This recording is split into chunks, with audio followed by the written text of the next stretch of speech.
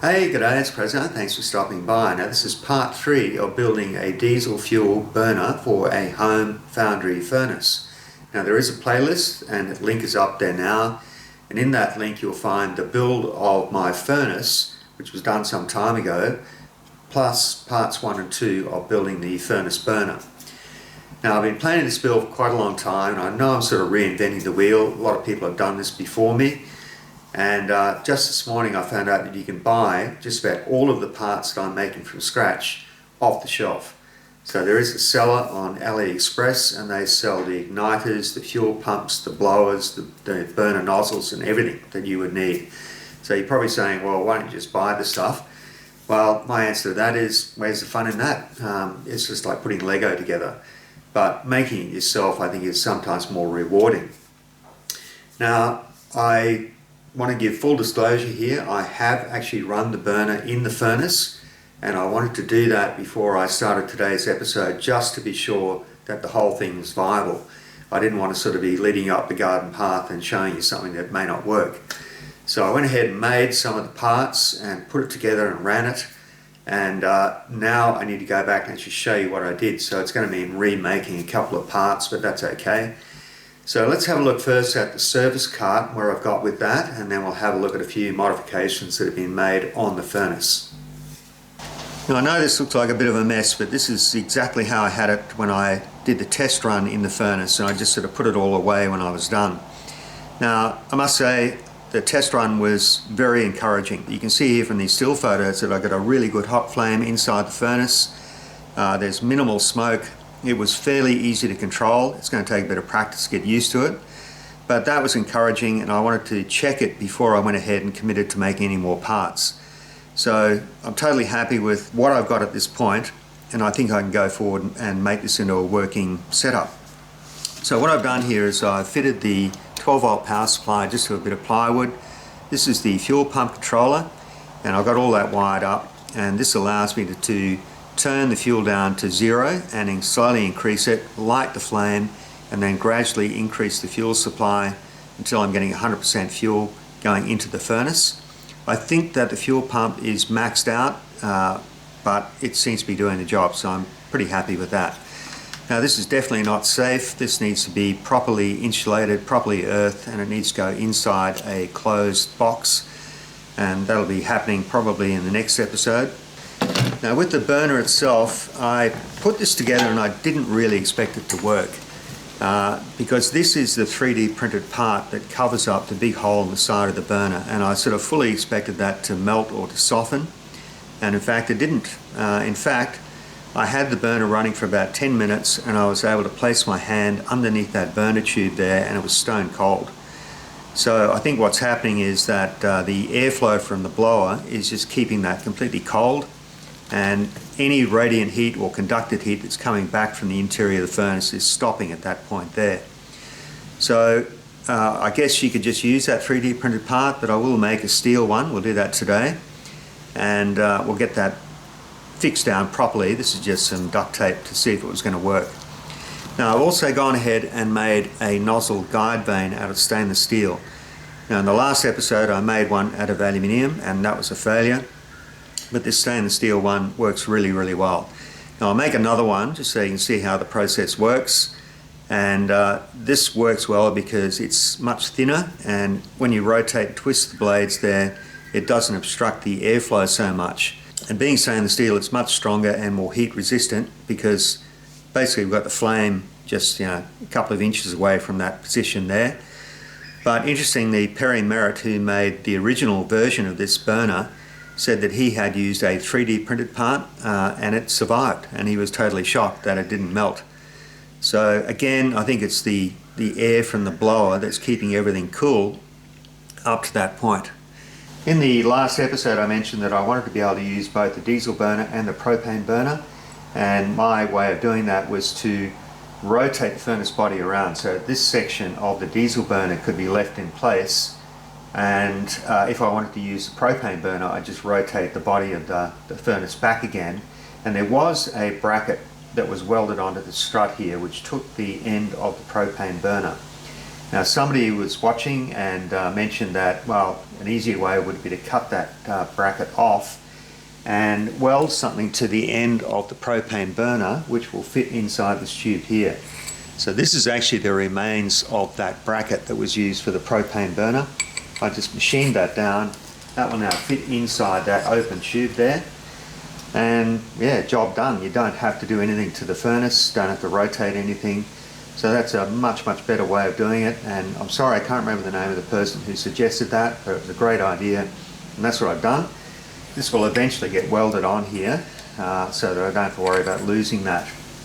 The only issue is that it's a little bit harder to light. You've got to put your hand inside to light the gas. What I was doing prior to this was I just poke a flame through the side here and I can ignite the gas from outside. But it's not a big deal, it works quite well.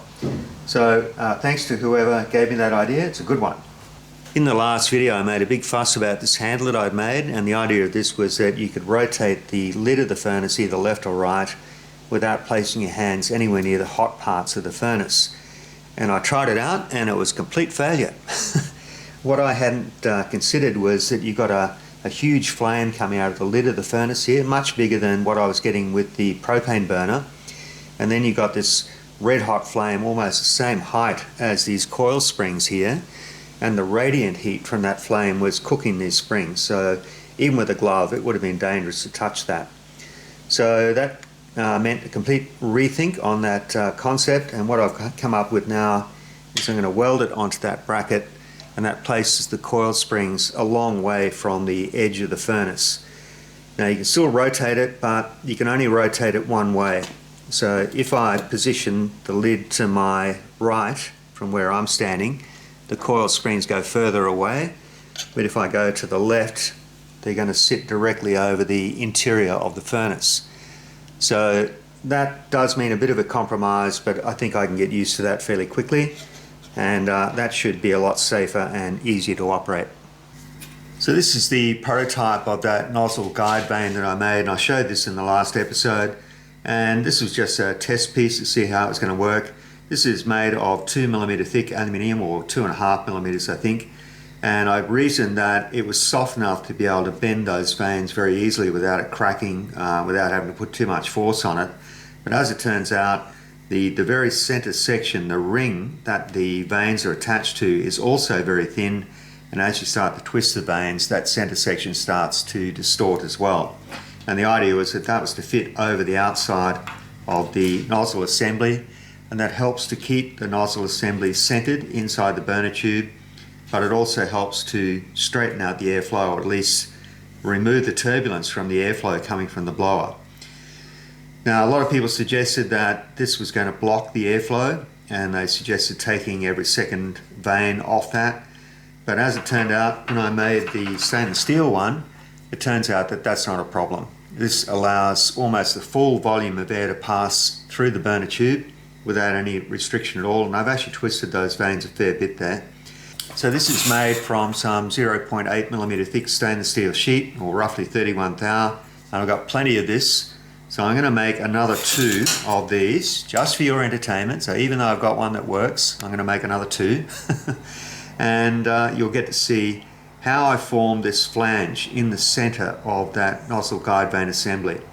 So to get around the problem of that area in the center from distorting, when you twist the vanes, putting the flange there artificially increases the thickness of the stock right at the very center and gives it some strength and stiffness.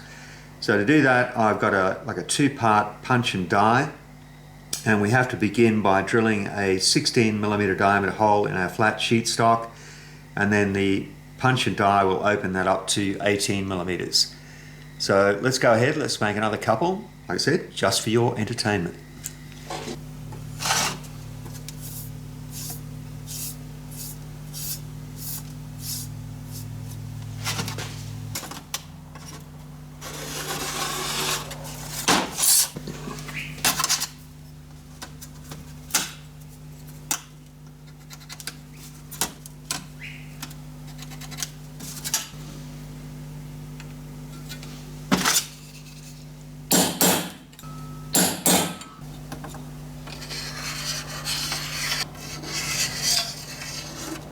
So that's my target diameter for the nozzle guide vane, and what we need to do now is drill a 16mm hole in this material.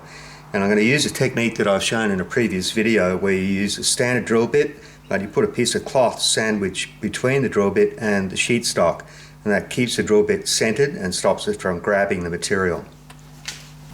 So this is just a standard 16mm twist drill, and it's going to get the hole started, and then we're going to put a small piece of cloth in between the drill bit and the stock.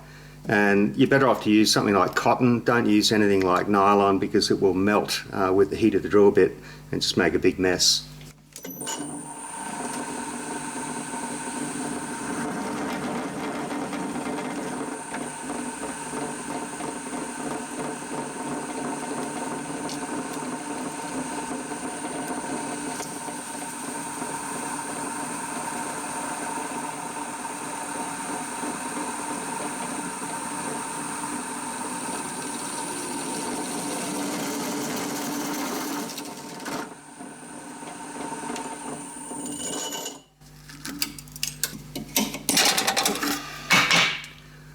So it does make a nice clean hole, and there's no chance of the drill bit grabbing the stock and pulling it up the helix of the drill bit.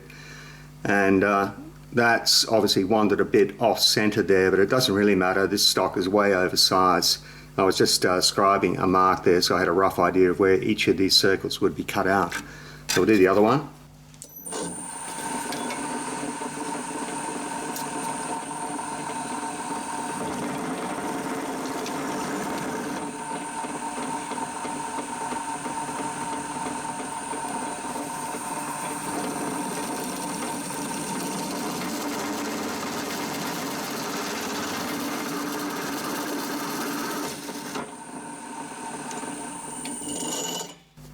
I know that sounds a bit chattery, but it's absolutely safe. It does form a nice, neat, accurate hole. So what we'll do now is cut these out roughly and then use the press tool to form the centre of the disc.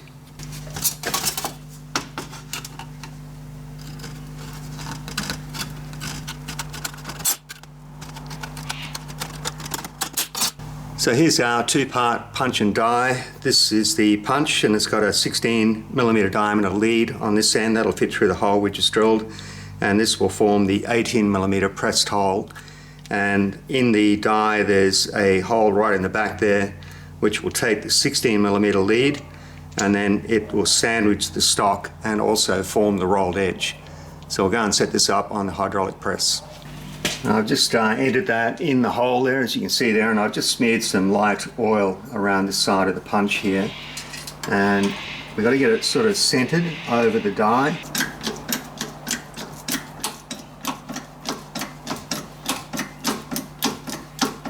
Now it'll push through so far, and then it's got to align with the hole in the back of the die here. So you sort of got to feel for that and make sure it is lined up.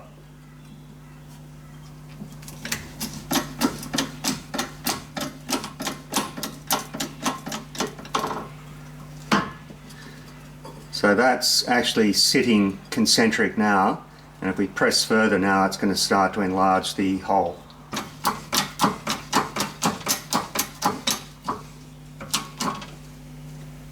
And you can sort of see it flatten out as the two halves close up. So there it is there. It's never easy to get the two halves of this apart. It needs to go over to the vise now. I'm going to tap out the punch to separate the two halves. I'm just going to rest this on the vise jaws there.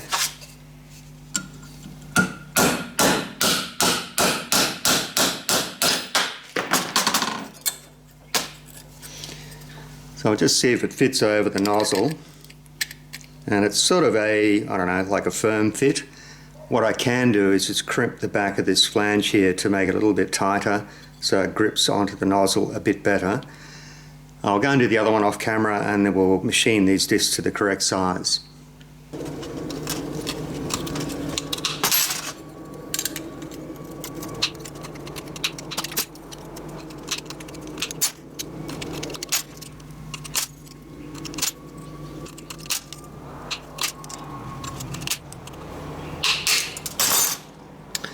That's probably close enough. You don't want to go too close to the line because it does distort when you trim that excess off there.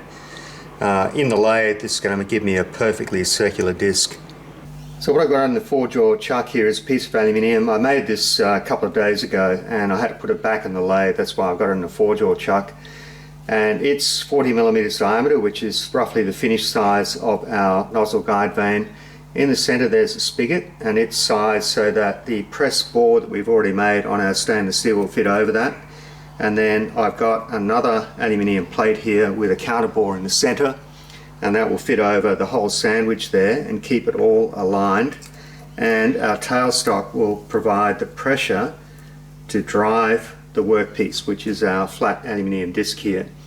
So as long as you take it slowly, especially at the start where you've got lots of sharp corners there, you'll eventually machine that completely circular, and then you can check it with your caliper and get it to the finished size.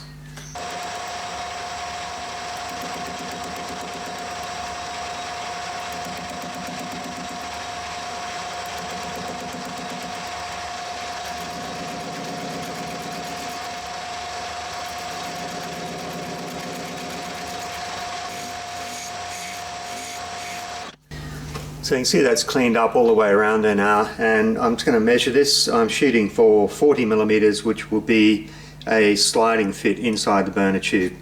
And we don't want it to be too tight because we've got to be able to get it in and out of the fixed section inside the furnace without catching, but we still want it to center the burner nozzle.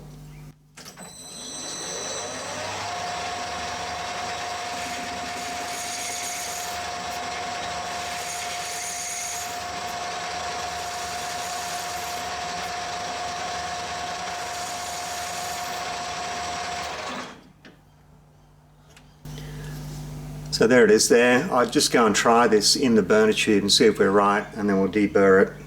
So there's the end of our burner tube, and there's our disc that we just machined, and that sort of fits in there quite easily. It's nowhere near tight, but I don't want it to be. That way we can slide that in and out without it catching, but it will still center the burner nozzle.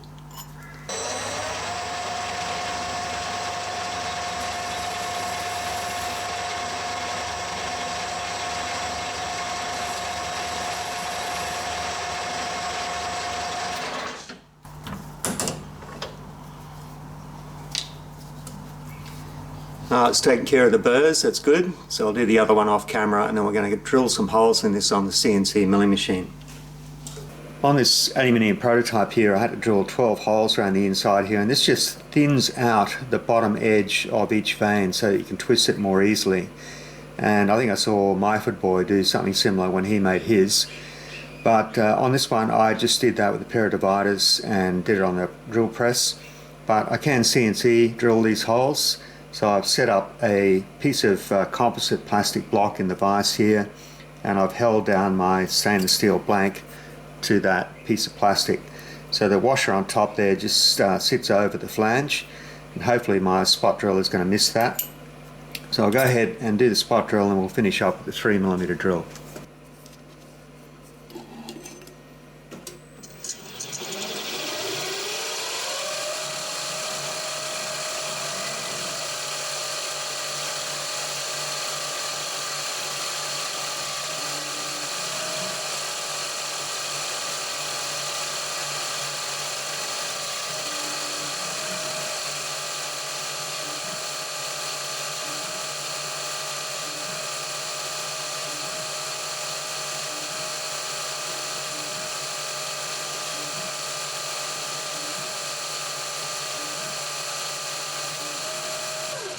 Okay, I'll swap out for the 3mm drill bit now and just go around again.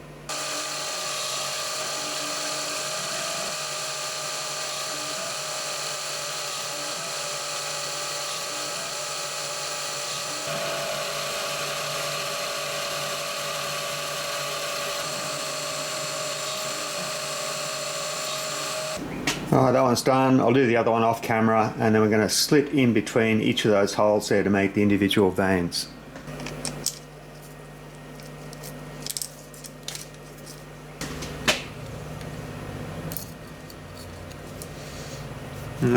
Bit of a burr on the back, that'll come off. Just marking out here to make the guidelines for the cuts between the vanes. And I'm just going tangent point to tangent point across the center there and just scribing a mark.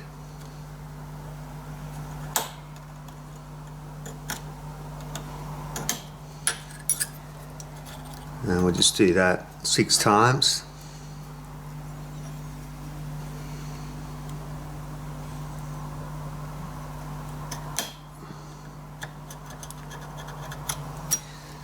So here's one I prepared earlier, so I'll go ahead and cut this one now.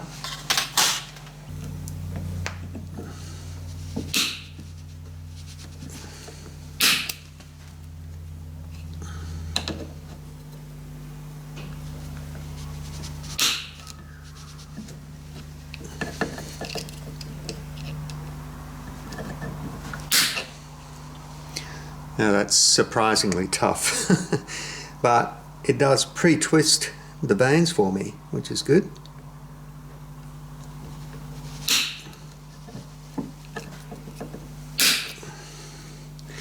So I'll go ahead and get all those cut and then we'll do some twisting.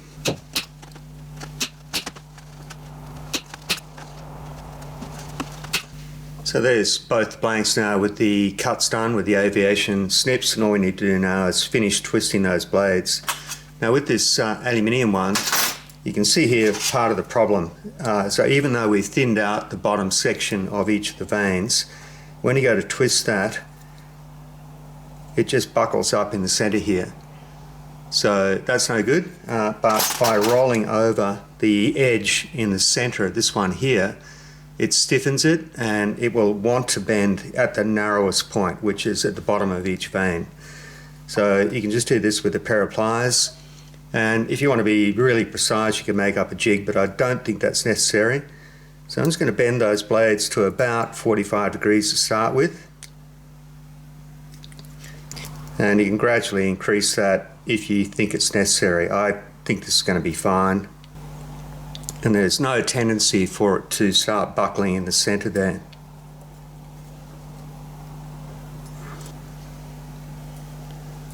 Alright, so there it is there. And there's a clear pathway for the air to get through between those blades there. So I don't think it's going to restrict the airflow much at all. Alrighty, so there's our nozzle guide vane finished now. I need to get on and finish off the actual burner tube. Now the last job that needs to be done here is I've got to cover up this large slot, and this is how I can put the burner nozzle through and get it fixed in position. But obviously this is going to let air out from the blower, so I've got to cover it up. Now ever so many people have told me that this is not going to get hot enough to affect this 3D printed part that I made. So technically you probably use that, but I want to make it out of steel so that it's more rigid. And I've got a piece of heavy wall pipe here which is a sliding fit over the top of that burner tube. So what I can do is drill a hole through here at a 40-degree angle. That will match the angle on my burner tube, and then I can silver solder the burner tube into that 40-degree angled hole, and I'll cut a section out of this like a slice so it can slide up and down, but it will be easy to assemble. So that's the plan. So I'm making this up as I go along. We'll see how it goes. Just blued up a section of that steel tube there. This is going to be my center line.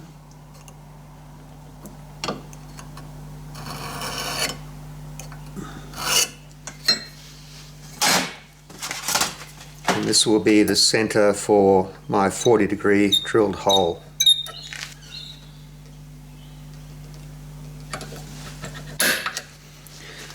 So everything's going to be set out with that as a reference. So I want two edges 25mm either side of that center line, and we've got to put in a couple of slots to make that adjustable.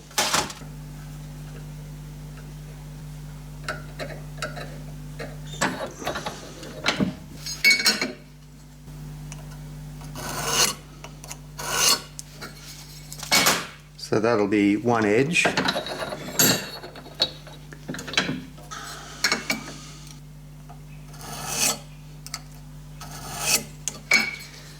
Okay, other edge there. So all of this is going to be set up in the milling machine, and we're just going to use a wiggler to locate these points. It doesn't need to be hugely precise. So what I'll do now is I'll work out where my slots go, and then we can head over to the mill and get this all done. Off camera I've marked the position of the two slots. There'll be one either side of the fuel tube, and I've got my wiggler over the centre of the slot on this side. So what I've done is I've offset from the back jaw of the vise half the diameter of the pipe, and then what I can do is loosen the vise and I can just roll the pipe until that centre punch mark is underneath the point of the wiggler. So I've got a mill stop set up here, so what I can do is machine this slot and then roll the pipe around to the other feature and do that without having to change the setup.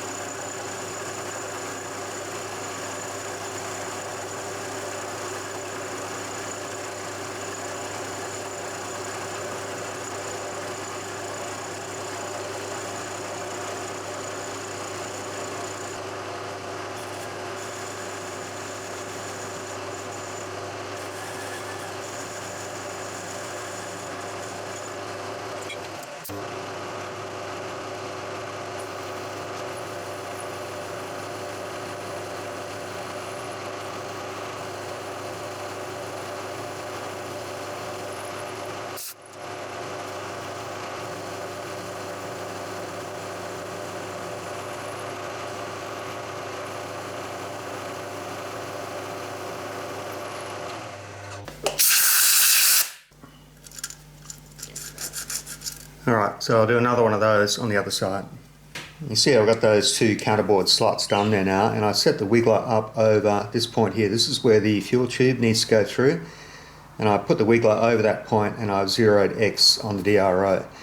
Now it's supposed to have a 40-degree angled hole going through there, 6mm diameter, and you could do that. It would mean tilting the part, and you have to start the hole with an end mill or a slot drill. It's a bit of a horror setup, so I've decided to try to replicate what you can see here on this 3D printed part. Now I've turned this little filler piece upside down, and I can measure the distance from edge to edge on that elongated slot there. And then right in the center of that I'm going to drill a 6mm diameter hole.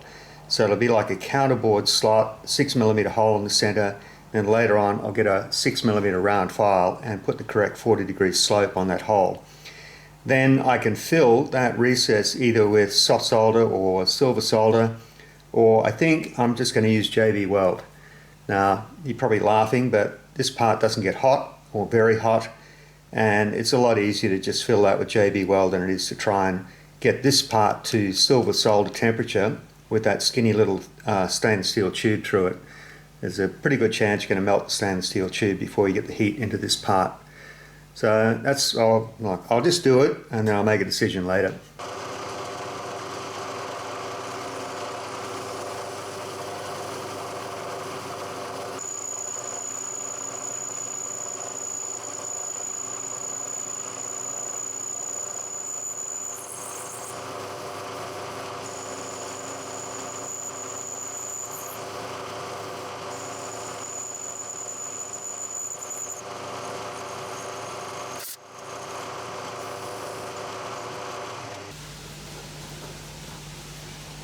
Just turned that piece of tube through 90 degrees and I've gripped it in the vise there. I'm centered up over the very top of that, in line with where the fuel tube will go. And then I'm going to offset both sides and cut through nearly all the way with a 12mm end mill. And that'll take that segment out of there and we can get the fuel tube fixed in place, and we can get this attached to the rest of the burner.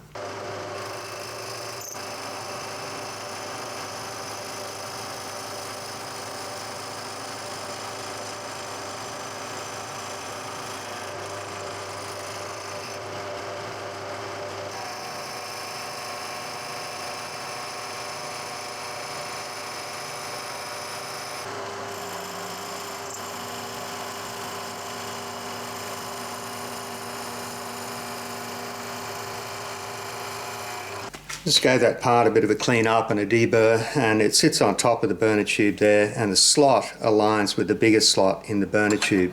But what I need to do is transfer the position, the radial position of those slots through to the burner tube. So I'm going to clamp this on in its extreme position as far as I can get it up toward the fixed section of the burner, and then I can put a transfer punch through and get the hole locations. What I've done is I've just put the transfer punch through the slot and I've scribed the center line, And what I can do is go back to the milling machine and I'll drill and tap the burner tube, this part here, in the mill, and then I've got better control over the positioning of those holes. Well, there it is assembled, and as you can see I can move that over quite a large range now, and that's going to move the burner nozzle with it. And I ended up going for an M4 button head screw instead of an M5 socket head screw. And that's because the holes that I had to drill and tap in the burner were very close to the edge of this bigger slot here. But that locks down really well in the counter bore, that's not going to move. We can get fuel in, the air can't get out, and the last job now is to cut this hole on the 40-degree angle for the fuel tube.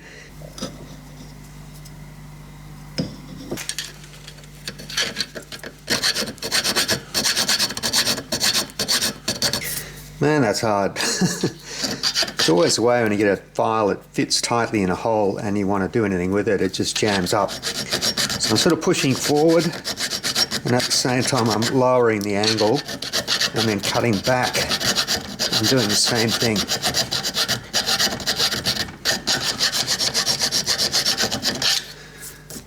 I reckon that's 40 degrees. Let's try it out with a 6mm drill bit. Yeah, not wide enough.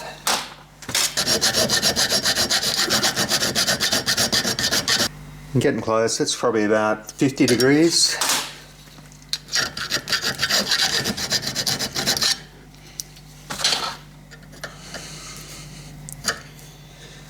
Okay, eyeball check tells me that that's 40 degrees. But what I'll need to do now is get the actual fuel tube and try it in there. And we'll just have a look at it from the side and just make sure that both ends are roughly parallel. But I'll need to remove the brass fitting off the end to get it through there. These things are only meant for doing copper, but we'll see how we go with stainless steel.